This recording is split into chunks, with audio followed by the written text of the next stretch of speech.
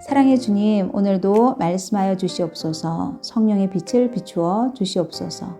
예수님의 이름으로 기도드립니다. 아멘.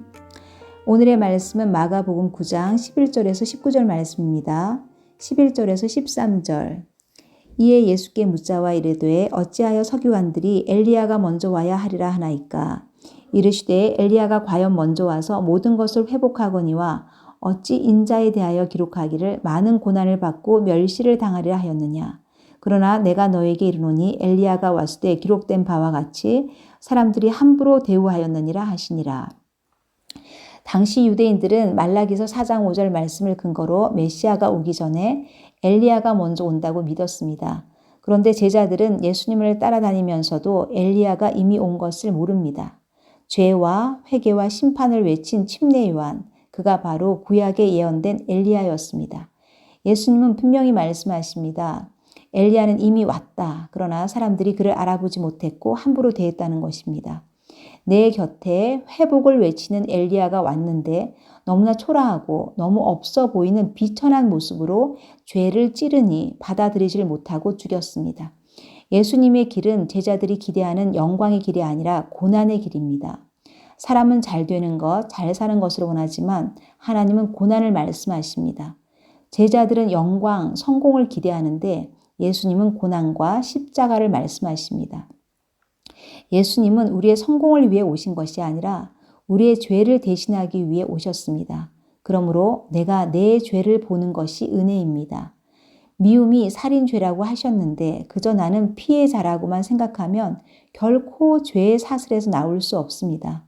알코올 중독자라도 자기 죄를 보는 자는 주님 앞에 돌아올 수 있지만 아무리 교양이 있어도 내 죄가 안 보인다는 사람은 주님의 긍휼을 입지 못합니다.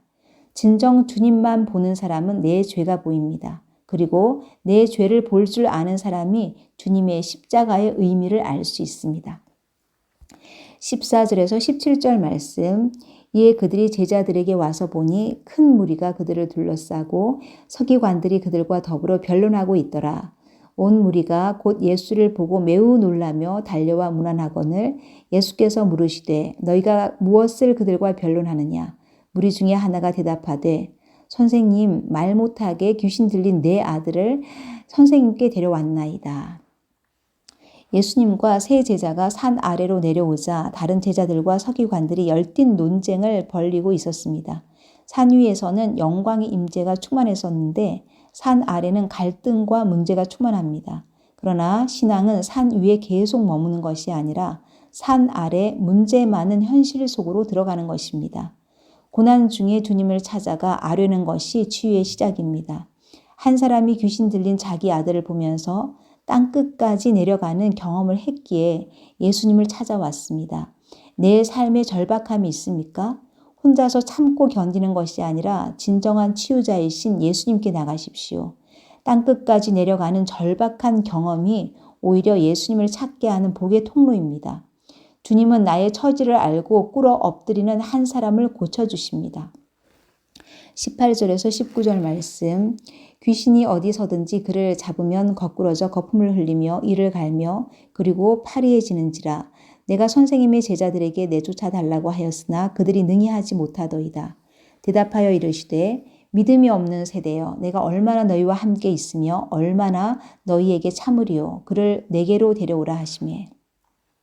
한 아버지가 아들을 데리고 왔지만 제자들이 귀신을 쫓아내지 못합니다. 왜 그럴까요? 예수님은 너희가 믿음이 없다고 말씀하십니다. 무능의 원인은 능력 부족이 아니라 믿음 부족입니다. 하나님을 의지하지 않았기 때문입니다.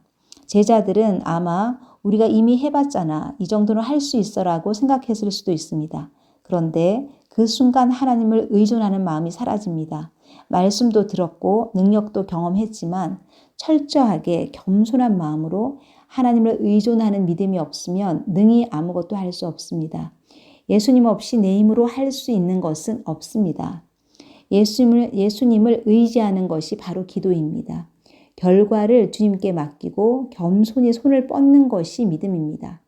기도를 많이 한다고 하시는 분들, 오래 한다고 하는 분들의 함정이 자꾸 내가 기도 많이 해서 됐다고 말하고 싶다는 것입니다. 나는 믿음으로 손을 뻗은 것뿐이고 역사는 주님의 뜻 안에서 주님이 하십니다. 내 기도로 주님을 부리는 것이 아닙니다. 주님의 뜻에 내가 순종하는 것입니다. 내 뜻, 내 능력, 내 힘이 아닙니다. 내가 고친 것이 아닙니다. 나는 실수 많은 무익한 종일 뿐입니다. 이런 나를 영혼 구원의 통로로 써주시는 것만 해도 감사한 일입니다. 우리에게 필요한 것은 한 영혼을 불쌍히 여기는 긍휼입니다. 그리고 그 영혼을 주님께로 데리고 가는 것입니다. 적용하시겠습니다. 나는 지금 주님의 뜻을 따라가고 있습니까? 아니면 내 기대를 앞세우고 있습니까? 내가 오늘 절박한 심정으로 주님께 나가야 할 것은 무엇입니까? 오늘 내가 믿음으로 손을 뻗어야 할 사람은 누구입니까? 기도하시겠습니다. 영광의 길을 걷기 전에 고난의 길을 먼저 걸으라고 말씀하셨는데 날마다 내 영광만 구하는 저의 이기심을 십자가 앞에 내어놓습니다. 저의 교만을 회개합니다. 저의 욕심을 내려놓습니다. 산 아래로 내려가 형제의 아픔을 공감하기 원합니다. 긍휼과 사랑의 마음을 부어주시옵소서. 실수 많은 인생 불러주셔서 하나님 나라 일꾼으로 사용해 주시니 감사합니다. 믿음으로 손을 뻗어 기도하겠습니다. 주님 나라 이루시옵소서. 예수님의 이름으로 기도드렸습니다. 아멘.